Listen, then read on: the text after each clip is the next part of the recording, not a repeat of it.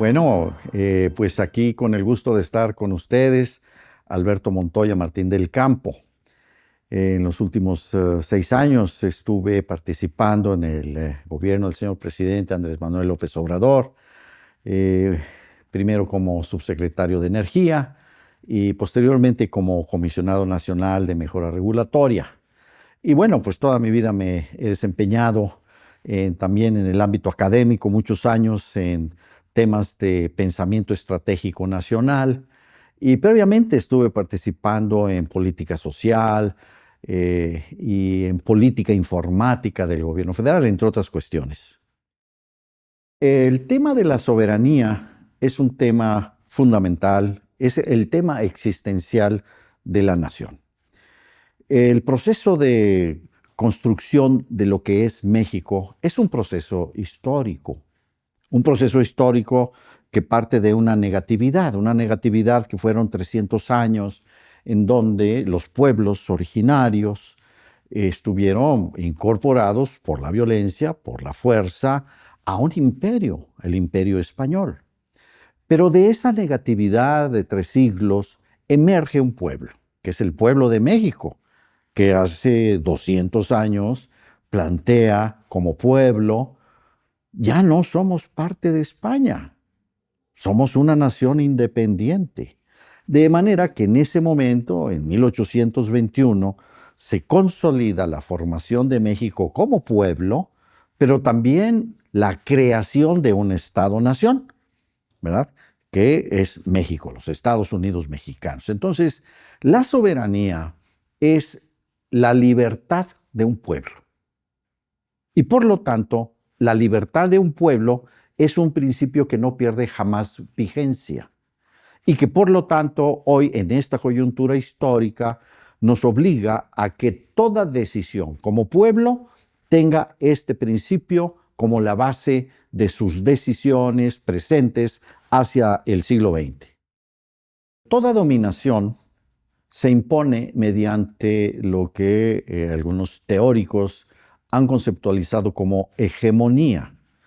Esa hegemonía consiste en una falsa idea de que es necesaria una dominación extranjera, de que hay una inevitabilidad de ese poder extranjero y de que es el mayor beneficio posible para todos quienes están sometidos a esa condición. De manera que la colonización mental es la base de la dominación, porque la fuerza física es el proceso en el que se instala una dominación por la fuerza militar, la violencia, el matar, el asesinar dirigentes, pueblo. Eso es el primer momento, pero eso no es lo que permanece. Ahora, durante los 300 años en los que se configuró este pueblo y se configuró la creación en sentido positivo de pueblo y nación, Estado-nación, evidentemente que hubo resistencia. A lo largo de esos 300 años hubo por lo menos 17 rebeliones indígenas de gran importancia y muchísimas en lugares, en regiones, en determinadas circunstancias. Pero finalmente, esto es lo que nos unifica y que a partir de ese momento fundacional, como una nación independiente, México ha tenido que defender ese proyecto, esa definición histórica de este pueblo. Y entonces sufrimos invasiones de España. Después sufrimos la invasión de Estados Unidos, que nos robó 2.8 millones de kilómetros cuadrados de territorio que era de los mexicanos. Y que hoy, por ejemplo, resulta verdaderamente grotesco y anacrónico el discurso estadounidense de querer renombrar el Golfo de México cuando esto es una cuestión ya establecida de siglos. Pero esto nos indica que los mexicanos y todo pueblo está siempre sometido a presiones de otros estados que desean imponer su dominación. Y este es el concepto de guerra. En concreto, este concepto lo enunció el jefe del Estado Mayor Conjunto del Ejército estadounidense. En el año, si mal no recuerdo, fue 2022, en una conferencia donde explicó con mucha precisión qué es guerra. Y lo explicó en estos términos. La guerra no es un acto de militares, no es un acto de los ejércitos. La guerra es un acto político por el que un Estado impone a otro su voluntad por medio de la violencia. Y cuando se habla de guerra, entonces no es un acto militar, sino que es un acto político, diplomático, económico, de inteligencia, cultural, por todas las vías, ¿verdad? Pero además las potencias siempre actúan en los últimos siglos como coaliciones, como aliados, por la escala que ha adquirido este proceso a nivel global.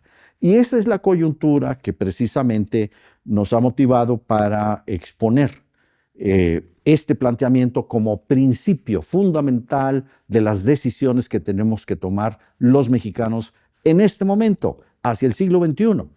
Y por eso escribí un libro que se llama Principio Soberanía, Fundamentos del Proyecto Histórico de México en el siglo XXI, que estimamos estará ya disponible en versión digital probablemente la próxima semana, editado, publicado por el Instituto Nacional de Formación Política de Morena. Y también con base en este mismo documento, este mismo libro, se ha instalado ya un diplomado que dio inicio el día 10 de abril, que tiene sesiones semanales todos los jueves a las 5 de la tarde. Ya hoy a las 5 precisamente tendremos nuestra quinta sesión de este diplomado.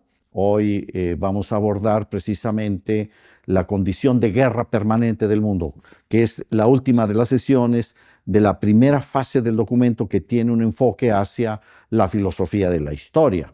Pero después, las próximas dos sesiones, abordaremos los temas de la naturaleza del capitalismo como sistema económico y de poder, y del capitalismo informacional global neoliberal que se desarrolló en los últimos 40 años como resultado de la revolución tecnológica digital. Y posteriormente vamos a abordar los temas de la geoeconomía del mundo, la declinación relativa de Estados Unidos ante la emergencia del poder económico de China, la configuración de nuevas, vamos a decir, condiciones de desafío al unilateralismo que instaló Estados Unidos posterior a la Segunda Guerra Mundial a partir de 1945. Pero eso ya cambió. Ya ese unilateralismo es imposible de mantener por Estados Unidos. Y eso lo vamos a explicar por qué ocurrió y cuáles son las diferencias entre el capitalismo chino y el capitalismo estadounidense, que son los dos grandes núcleos alrededor del cual se está reestructurando la geopolítica del mundo. Y posteriormente, entonces, hablaremos de la, digamos, necesidad histórica de la defensa de la soberanía en cada una de las naciones de América Latina y el Caribe, y la necesidad de configurar y constituir una comunidad de naciones, porque las relaciones bilaterales entre cada uno de nuestros países con cualquiera de estas dos hegemonías necesariamente es una relación injusta y asimétrica. Y tenemos que construir una fortaleza económica, material propia.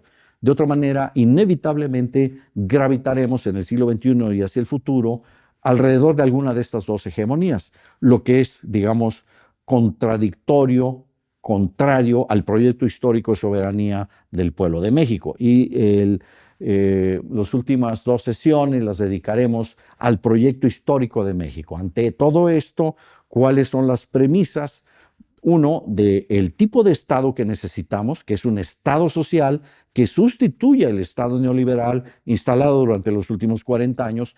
Y segundo, ¿qué economía necesitamos? Necesitamos una economía que lo hemos conceptualizado como de autosuficiencias económicas estratégicas, que tendrían que planificar y darle las facultades al Estado para resolver estas preguntas. ¿Quién debe alimentar a los mexicanos? Los mexicanos. ¿Y cómo? Esa es la pregunta de cuál es el estado, el papel de los diversos sujetos económicos y en particular restablecer al campesinado como el responsable de la soberanía alimentaria. Tiene la mitad del dominio del territorio nacional. Ese es el tamaño de la propiedad social. Pero desde la reforma al artículo 92 que promovió el entonces presidente Salinas para destruir a la clase campesina, para someter a México a una condición de dependencia estratégica en la producción de esos alimentos y además la base para la privatización de todo lo demás, porque el artículo 27 es el artículo de la propiedad y a partir de esa modificación no solo se privatizó la tierra, se privatizó el agua, el espectro radioeléctrico, la biodiversidad y en general todos los recursos estratégicos de la nación. Bueno, este es un tema central. A mí me parece que la soberanía alimentaria es una condición fundamental de todas las demás, por muchas razones, ¿verdad? Pero vamos a plantearlo en estos términos. De inicio quisiera yo informar que ya está una iniciativa de modificación al artículo 27 constitucional que cancele la reforma de Carlos Salinas de Gortari. Ya es una iniciativa que está presentada por la diputada Roselia Suárez Montes de Oca y que quien quiera conocerla está disponible en, digamos, a través de los medios de los que dispone la Cámara de Diputados. ¿Qué es lo que plantea esta iniciativa de reforma? Recuperar el pacto social de la Constitución de 1917. En el siglo XIX, en 1857 se definieron las leyes de reforma. Y ahí el principio de las leyes de reforma, que es una constitución liberal, lo que hizo fue precisamente fomentar el desarrollo del capitalismo. Y el primer elemento en el que se concentró fue en que se hiciera propiedad privada de lo que durante siglos y milenios antes era una propiedad comunal y un recurso accesible a todos los pueblos y comunidades desde hace 10,000 años. Pero durante los 300 años de la colonia se mantuvo el acceso a esa tierra, a ese recurso, para que la gente pudiera cultivar ciertas regiones y pudiera tener acceso para que pudieran pastar sus ganados y pudieran alimentarse. Eso se canceló con esa reforma de la Constitución de 1857. Porfirio Díaz la aplicó y en 30 años esa propiedad se concentró en 5,000 haciendas. Y dentro de esas 5,000 haciendas había 3 millones de peones acasillados, en condiciones de servidumbre, semiesclavitud. Y esa es la revolución. Ese es el gran motor. Además de la falta de democracia, evidentemente, que fue la gran bandera de Francisco Indalecio Madero. Y que fue lo que detonó, además motivada por un factor externo, que fue la intervención y la conjura en la Embajada de Estados Unidos para el asesinato del presidente Madero y el vicepresidente Pino Suárez y la instalación de la dictadura de Victoriano Huerta. Eso entonces destruyó las bases jurídicas del poder político y detonó todo este proceso de revolución. En 1917 se estableció una constitución que puso límite a la propiedad. Hoy estamos observando en el mundo una concentración espantosa, obscena, de la propiedad y de la riqueza. Bueno, hace más de 100 años, entonces, inició todo este proceso que culminó el 17 y la Constitución del 17, donde se limita a 100 hectáreas de riego y equivalentes. Viene la gesta heroica, principalmente del presidente general Lázaro Cárdenas del Río, y el reparto agrario, el reparto de estas grandes haciendas. Hoy la propiedad social representa el 50% del territorio de México. Ese es el alcance del recurso del que dispone el campesinado, la clase social campesina. Pero en el año 92, año en el que ocurrieron fenómenos geopolíticos y se tomó la decisión de incorporarnos a Estados Unidos y Canadá, ellos tomaron esa decisión. En el contexto del desmantelamiento de la Unión Soviética. Año 89, cae el muro de Berlín, 90 se unifican las Alemanias, 91 desaparece la Unión Soviética y el Pacto de Varsovia, y el año 92 se firma el Tratado en Maastricht de la Unión Europea.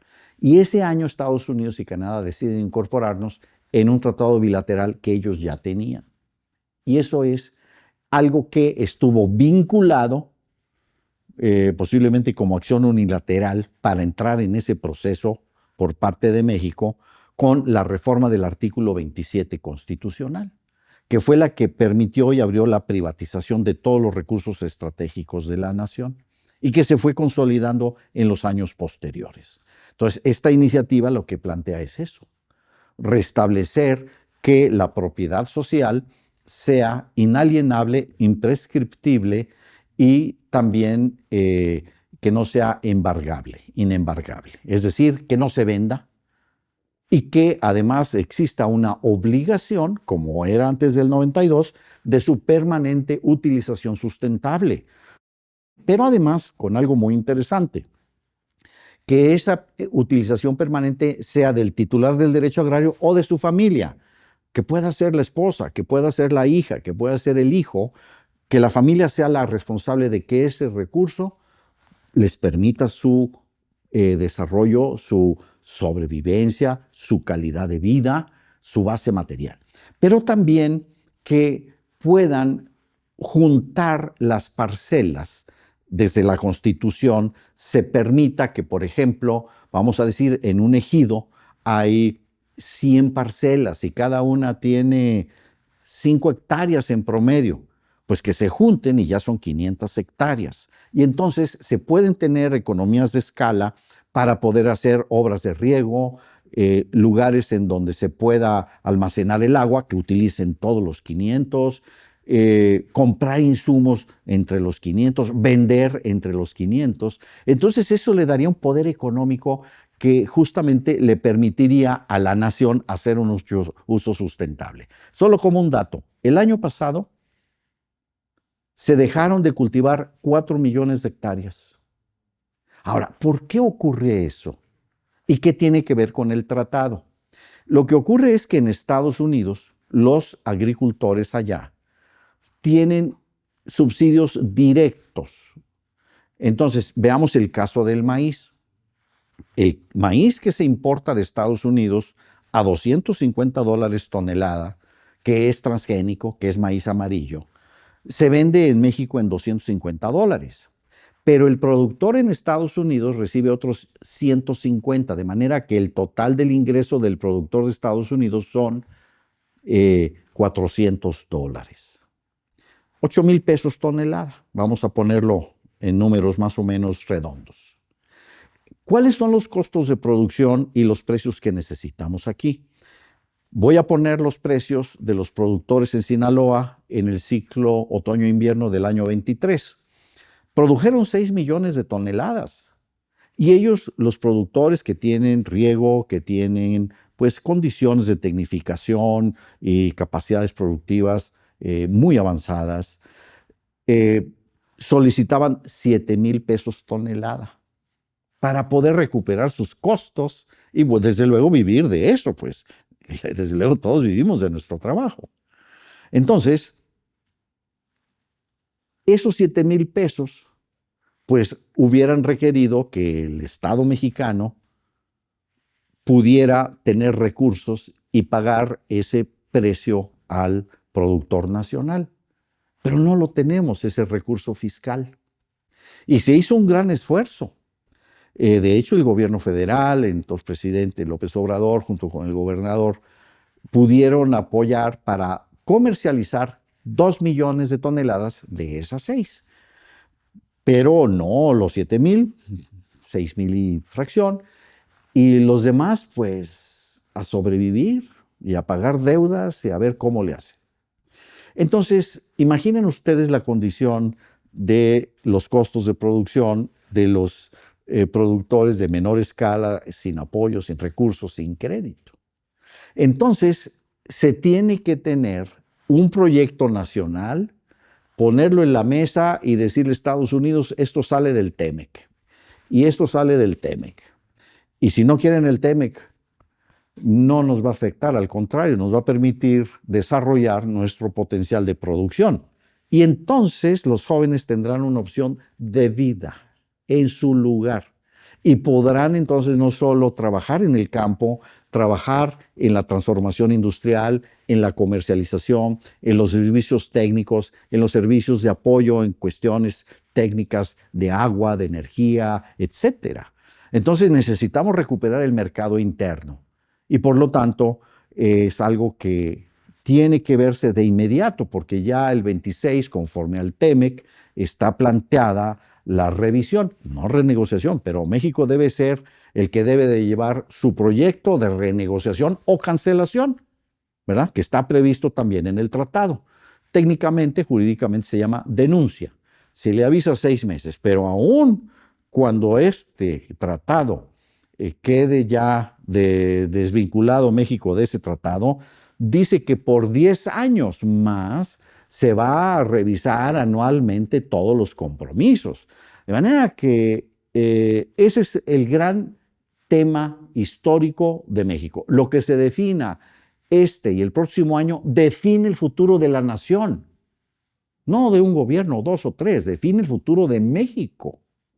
Y esa es la deliberación que estamos teniendo, eso es lo que se propone en el libro, eso es lo que estamos reflexionando y está por supuesto abierta la inscripción a quienes quieran participar y que se inscriban ahí en el Instituto Nacional de Formación Política, aparece diplomado, principio de soberanía y quien tenga interés, pues están todas y todos perfectamente invitados. Durante muchos años se ha planteado que somos vecinos, que somos socios, que compartimos un proyecto común. América del Norte no existe. Existe una vecindad geográfica, pero América del Norte como un estado común no existe. Somos 3 países totalmente independientes y soberanos. No existe como ciudadanía.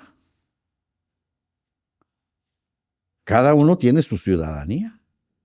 Ahora, hay posibilidad de que algunos puedan tener 2 ciudadanías. Es el caso de nosotros. Tercero, no somos una sola economía. Estados Unidos representa el 24% del PIB del mundo. Nosotros 1.3. No somos iguales. Ellos son un gigante, ¿verdad? Entonces, es una relación intrínsecamente injusta. Derechos iguales entre socios o participantes en un contrato desiguales es intrínsecamente injusto. Y eso hasta en los deportes. Por eso se pone en el box, bueno, pues de tantos a tantos kilos, ¿verdad? Pero entonces es como si tuviéramos aquí una relación económica donde estamos compitiendo un Canelo contra un boxeador de 3 kilos. Bueno, pues lo aplasta, ¿verdad? Digo, para tener una imagen un poco más familiarizada de lo que significan las asimetrías, ¿verdad? Entonces, en el caso, por ejemplo, ya mencioné de la producción de maíz, pues bajo esas condiciones es imposible que nosotros seamos autosuficientes. Y eso conduce a que la tierra no se trabaje, que la gente, por lo tanto, no tenga posibilidad de ganar la vida produciendo alimentos. y que por lo tanto nos lleve a que hoy estamos teniendo que importar 25 millones de toneladas de maíz, que podemos producirlas. Y así, solo como un ejemplo de lo que estamos hablando. De manera que, además, hay otro aspecto muy importante.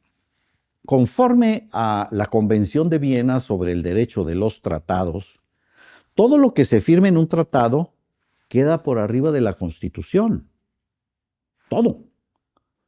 Eso está en el artículo 26 de esta Convención de Viena, que dice pacta sunt servanda. Así está en latín. Todo lo que se firme lo tienen que cumplir.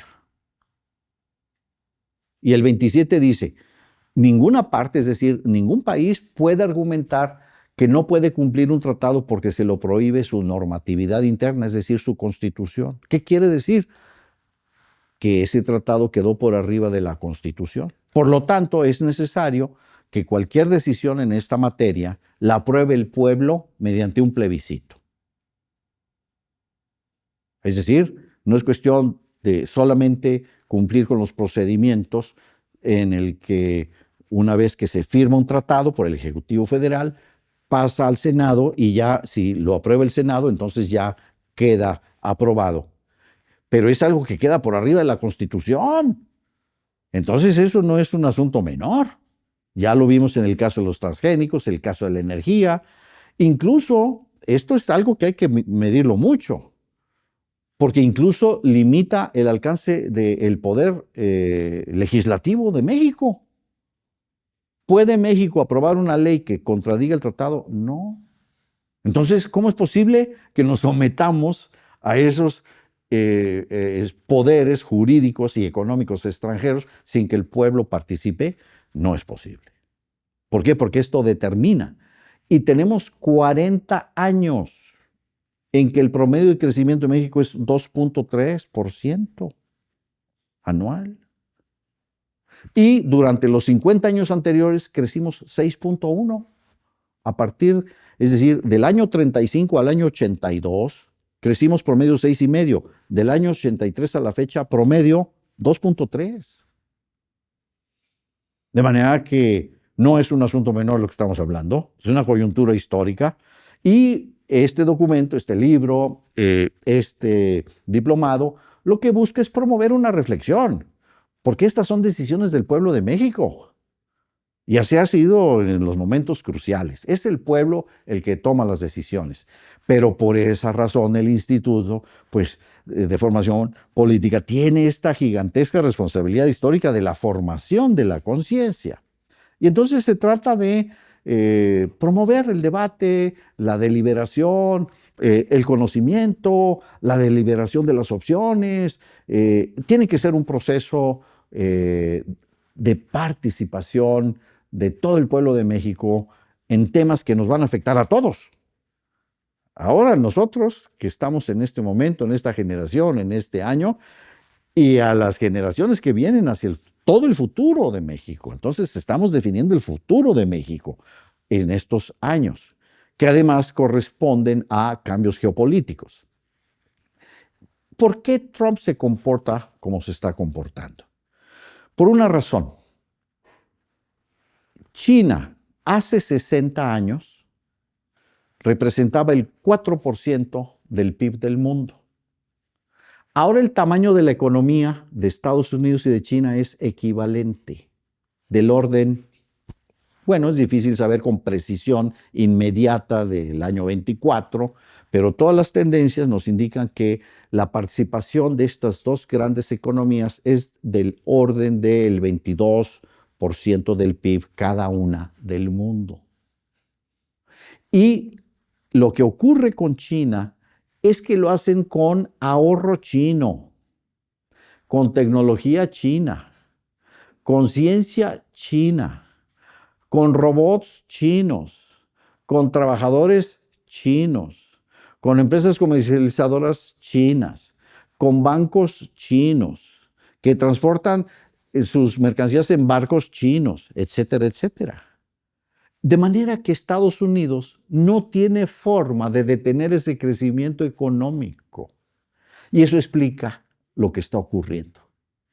Lo que está ocurriendo con este gobierno y cualquier otro gobierno. Lo que pasa que es muy, muy distintivo el estilo muy abierto y cínico del señor presidente de Estados Unidos, que habla con toda crudeza de lo que son sus intenciones de dominación, ¿verdad? Ya a Canadá le dijo, ustedes van a ser un Estado 51. Oiga, no estamos de acuerdo. Bueno, ya veremos, es cosa de tiempo. O sea, es una verdaderamente expresión política totalmente inédita en el mundo, pero lo que hay que entender es que es una declinación de su unilateralismo. Se acabó el unilateralismo de Estados Unidos. Y ahí es en donde nosotros, como nación, tenemos que tener una relación equidistante, porque no se trata de cambiar de una hegemonía hacia otra hegemonía, en lo absoluto.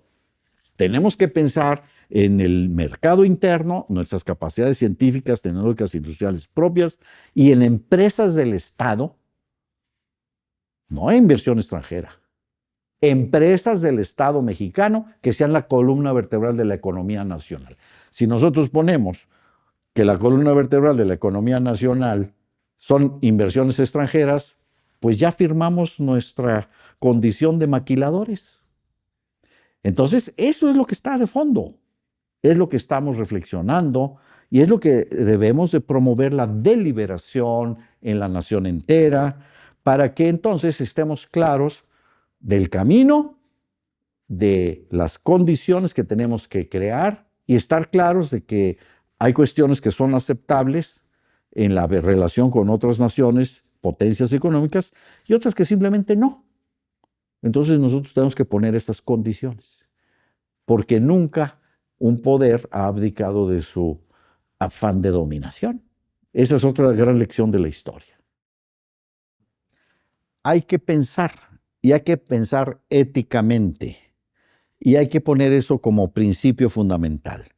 Y tener en claro esto, no hay determinismo histórico, no hay fatalidad histórica. La cercanía con Estados Unidos no significa que vamos a ser esclavos o colonia económica o colonia maquiladora al servicio del interés de una gran potencia. Esa es la certeza que tenemos que tener.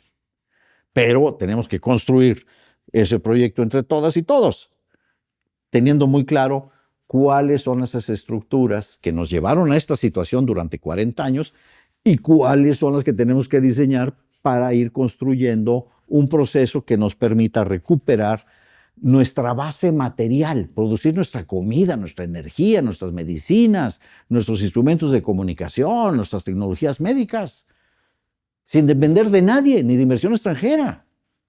Esa es la pregunta y esa es la convocatoria. Y sobre todo, yo me refiero a las generaciones jóvenes.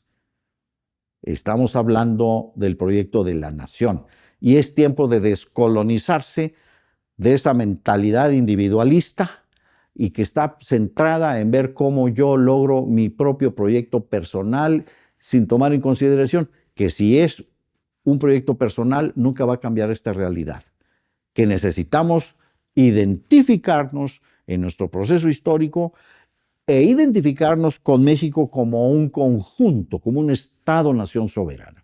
Y es por eso que debemos de fortalecer la comprensión de qué es la soberanía y cuáles son las bases materiales que tenemos que defender y que tenemos que construir. Y bueno, pues simplemente una invitación para que conversemos y hagamos un esfuerzo de un pensamiento colegiado, conjunto, sobre lo que es México, lo que debe de ser y cuáles son nuestras responsabilidades para sumarnos a la construcción de ese gran proyecto histórico y alejarnos de cualquier determinismo de pensar que nuestra única opción es gravitar alrededor de una hegemonía al norte o al occidente o al oriente. De manera que ojalá dediquemos esfuerzo a esta tarea que es una tarea de todas y de todos.